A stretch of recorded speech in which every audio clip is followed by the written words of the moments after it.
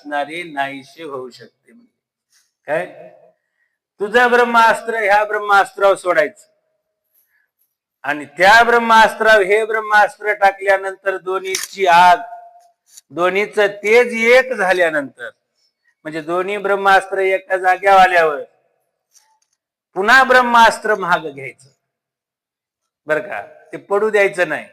दोन्ही एका जाग्यावर आल्याबरोबर पुन्हा मंत्र म्हणायचा, दोन्ही ब्रह्मास्त्र महागारी घ्यायचे. तरच म्हणले आता ही सृष्टी वाचन अन्यथा वाचत नाही. कारण त्यानं सोडलेलं आहे बर का, त्याला माग घेता येत नाही.